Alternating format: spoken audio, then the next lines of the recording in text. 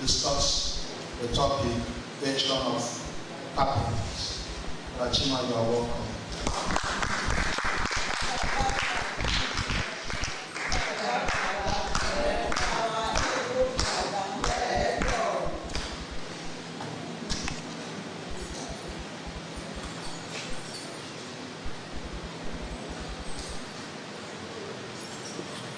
Thanks for the trust. Thank you for the introduction.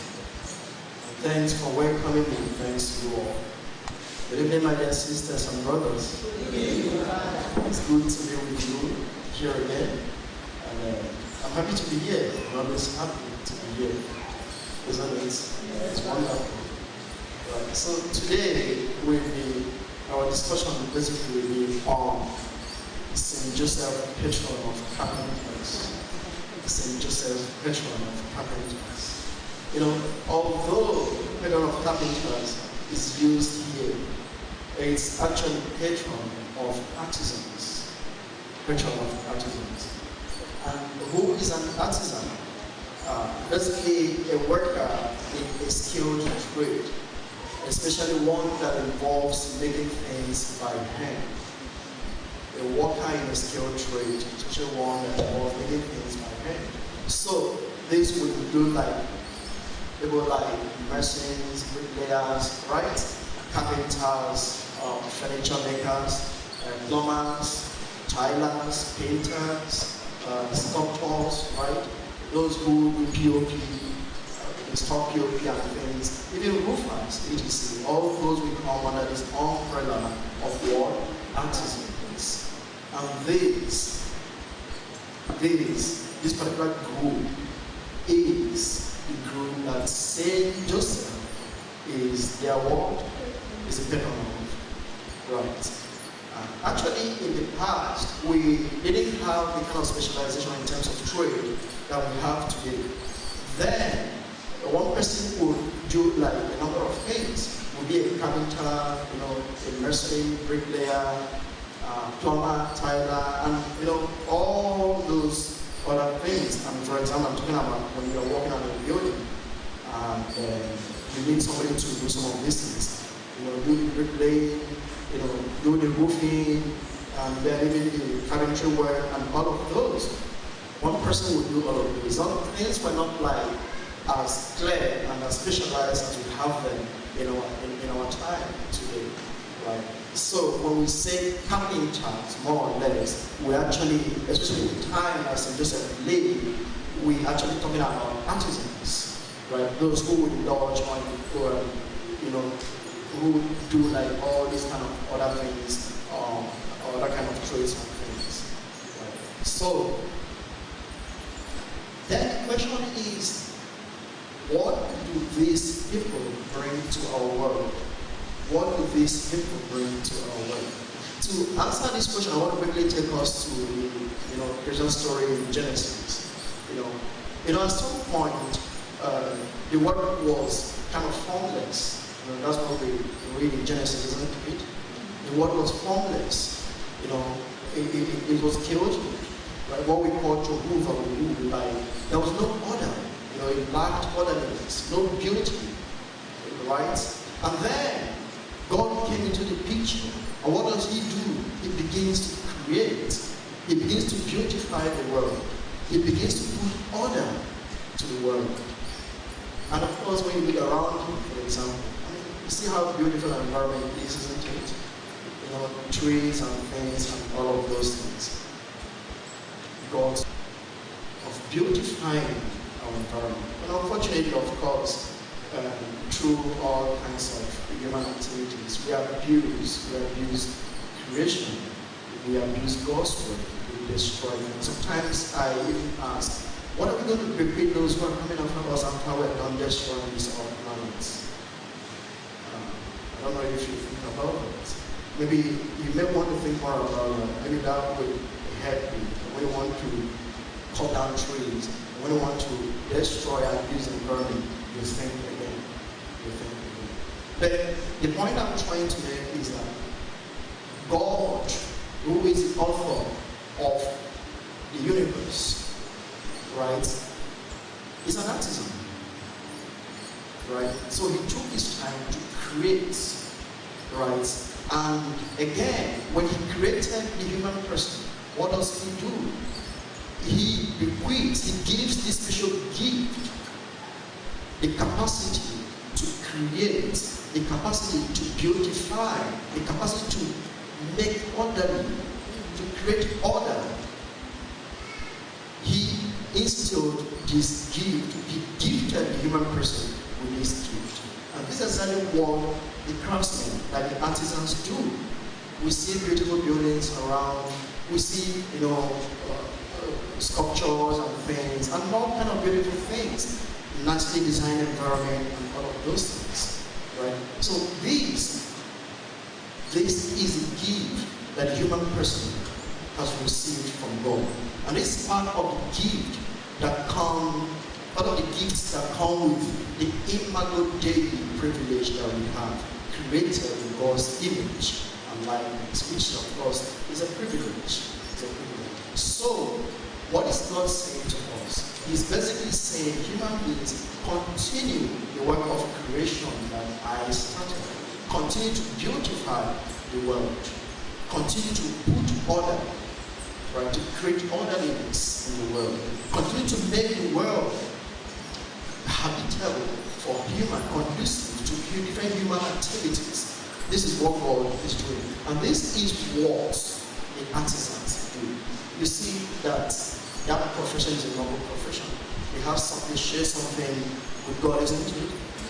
Those who belong to that profession are really, they are blessed because they have something in common with God. And what is that? Creating. And of course, this is what the profession that Joseph belongs. When you look at some works created by artisans, we discover that sometimes they borrow a lot from nature also, right? In terms of quality, but also in terms of beauty, right? So, some of them who really work well and doing well are actually living out that vocation of what? Of being co-creators. Of being co-creators with God. And artisans who are here, your works actually point to the greater creator. And when you've done something beautiful and somebody sees it and says, oh, that looks cute, that looks beautiful, what should be your response? Psalm 115. Not unto us, Lord, not unto us, but unto your name give me glory. Your work points to the bigger God who has gifted you with the capacity, with the knowledge to do what? To create that which is beautiful, that which you have created in the work of creation. The work of creation. So he understands that God likes something good, something of good quality, something that is well planned and well executed. It destroys it and takes time to create again. Or if he feels, if I create something for a particular purpose, and he feels that it's not appropriate after he has created it, what does he do? He begins again to create something else, something that will be more appropriate for the purpose that he has created. Take for example the creation of Eve in Genesis 2:19 verses 19 to 23. First he created animals and all of those things, and then he brought them to Adam. Obviously he was hoping that Adam would pick a partner from them, or choose a partner out of the animals. What did Adam do? He just gave them names, cow, goats, and all of those things. He couldn't find a pattern in any of them. No problem. Yeah. Maybe when he was done, he just turned his back and went to sit somewhere and he was just hanging there. And what did God do? God realized I didn't get it right this time. God went back to work. He did what? He created Eve. And the moment Adam saw Eve, what did he do? He said, yes, God, you have got it right this time. Yes, God, you have got it right this time. So God didn't impose an animal on Adam. He wasn't frustrated because Adam didn't choose any of them for a partner. He didn't get angry. He felt, no, okay, there's something else I can do. There's a problem here that needs to be solved. Then I have to solve it. And he did. And he did. And all these qualities of God, of patience, of patience, of perseverance, all these qualities are the qualities that Joseph learned from God through the special grace of God. Through the special grace of God. Joseph learned all this to be committed to his work. So he took time to do what? To do his work. To ensure that what he's creating came out well. And if it didn't come out well, what would he do? He would start all over again. He would start again and again and again and again. He didn't see any problem with that. He started all over again and again. He didn't see any problem with that. Because he saw his work as what? Opus Dei. Opus Dei. Work of God. Work of God. And as work of God, it's a sacramental. It's a sacramental, a source of grace to him first, but also a source of grace to those, the people he worked for. A source of grace to those around him, the people he worked for. But also he edified people by taking his time to do his work. Now when somebody saw him doing his work, he said, that guy is a good craftsman. That guy is a good worker. So what was he doing? He was sanctifying himself. He was sanctifying others around him. He was sanctifying the entire world. And it's opus. And that is what it means to be a good craftsman. I have the privilege of working with a number of artisans because of my profession. I do clothing and things. And I can tell you for free that it's not, it has not really been fun working with artisans in Nigeria. It can be really, really frustrating, I can tell you for free. It can be really, really frustrating. Those who have had experiences, I mean, sometimes when I sit down and think about it, I feel like the work ethic of workers and artisans in Nigeria is like down there. When we put on the scale, it's like, and it just puts at the base of the scale. And it's really, really unfortunate. Maybe some people may want to begin to interrogate. These guys will charge you for a job, and yet they won't deliver on the job. Right? They will charge you so much, right? And you pay, but they won't deliver on the job. They are not patient. They are not patient. And they don't take their time to do their work. Now sometimes when I say, do this for me, have you understood? They say, oh yeah, yes, I understand. Then you step out. And then you come back. And you're like, what happened here? I don't say you understood. This one's all yeah. Because what is he doing? He wants to quickly finish yours so that he can rush to do another person's work. That's what he's doing. So he doesn't take his time to do his work, unfortunately. Sometimes they ask you to pay them like 80% of whatever you have agreed to pay for the job. And then before he finishes, he comes asking, of course, the agreement is that when you're done doing the job, I'll pay you the balance of 20%. Then before he finishes, he does what? He comes to ask for more money. He comes to ask for more money.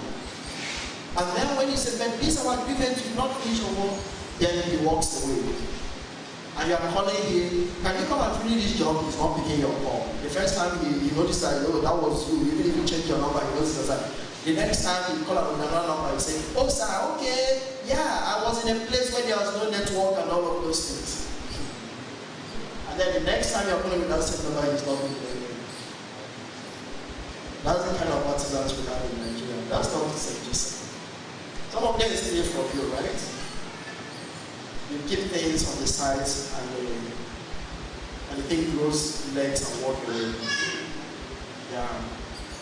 And sometimes they, give make estimates to more material than what they really need to execute a particular job.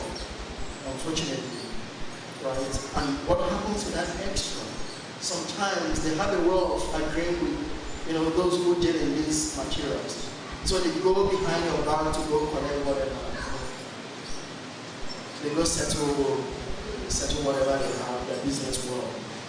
Sometimes you buy the materials, they allow you to buy the materials, and then they use what is required for the work, and the rest, they just put them in their bags and walk away. And some of them use fake materials, but I had a very ugly experience once when I was working in one of our buildings, kind of a maintenance. And then it was a plumbing work, and I asked the plumber to come. We noticed there was this water coming out from the wall somewhere, so obviously there was a leakage. And then we had to crack open the wall. And when we opened the wall, then what did we see? Lo and behold, some plumber had used a conduit pipe, one we use for electricity to connect water. This pipe is not waterproof because it's not meant to do what? It's not a pressure pipe. It's not meant to carry water. It's not for electricity, so you just put it in the bag, and cover it there. And when you're doing your wire, like doing your electrical work and all of this, that's what somebody that has a heart used to connect water for somebody. And when I brought it out, when the plumber brought it, I said, "Father, see," and I was going to cry. I almost cried. It's really, really sad. But that's what some of them do. Some of them do. And of course, when they are still on the job and they find another job, what do? They abandon it, they run away, they will never be for. But it's just something we, our artisans in Nigeria, can learn from St. Joseph. And of course, by extension, that's something we all can learn from St. Joseph. Sure, you're right. Let's look at him like as a good carpenter for us. First, honesty. That he takes his time to go look for a good wood that he will use to do the work for him. Not a standard one. He takes his time to select. And he's patient. You can learn patience and character building from him. Perseverance, endurance, resilience, all of those. Just quickly take you through the process of doing one of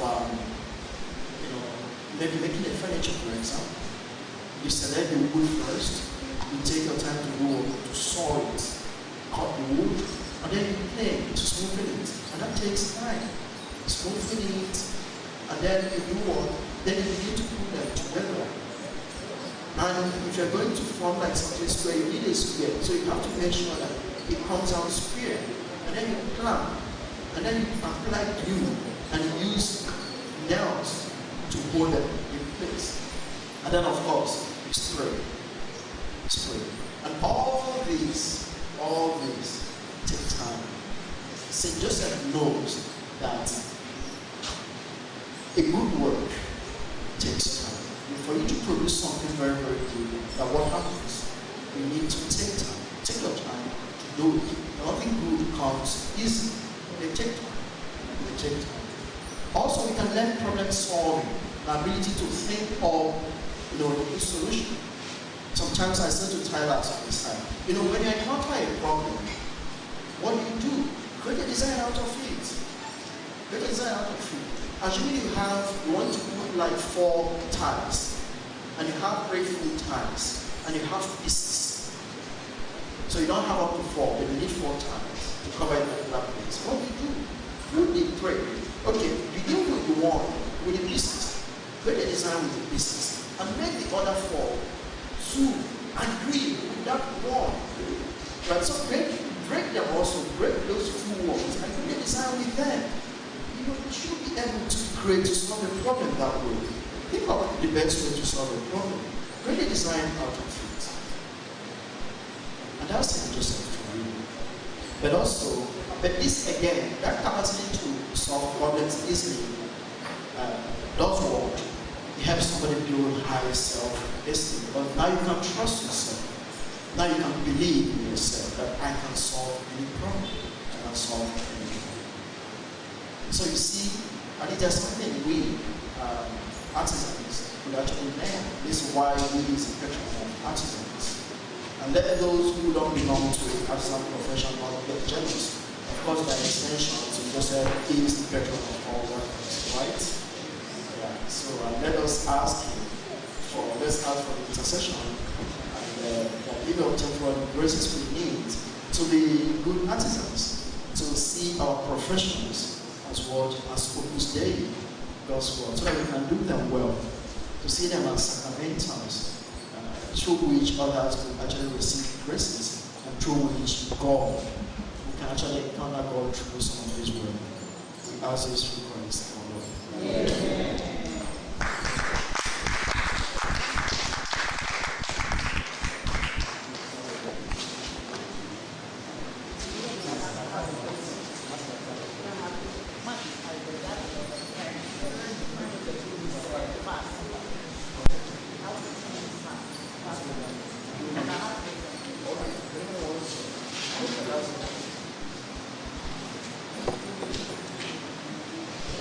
Does anybody have any question? Others I will ask now. If you don't have a question for me, I will ask now.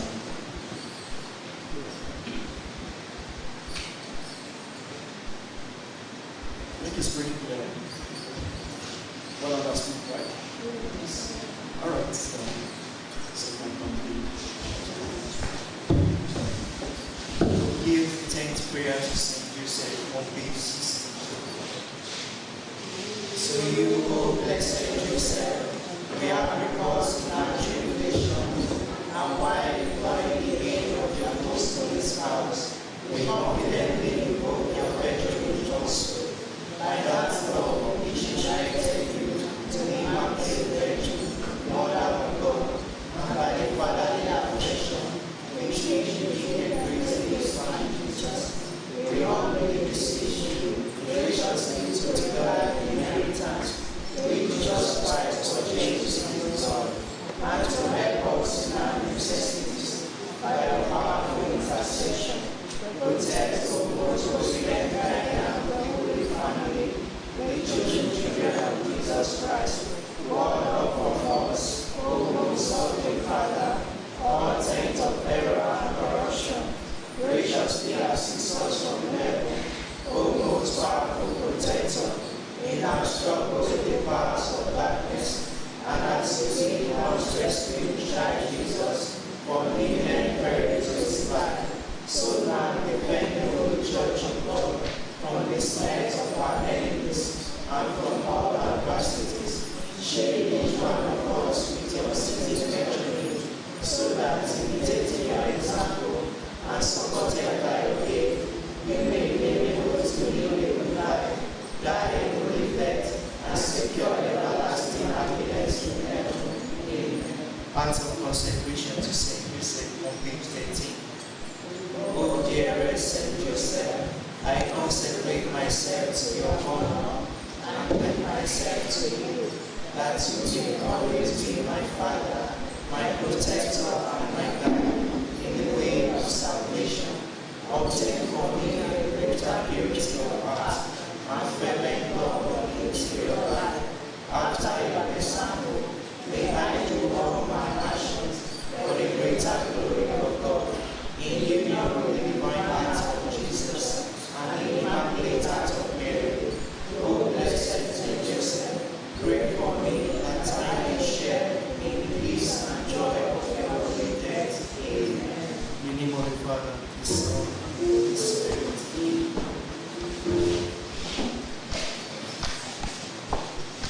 Thank you very much for your children. Let's clap.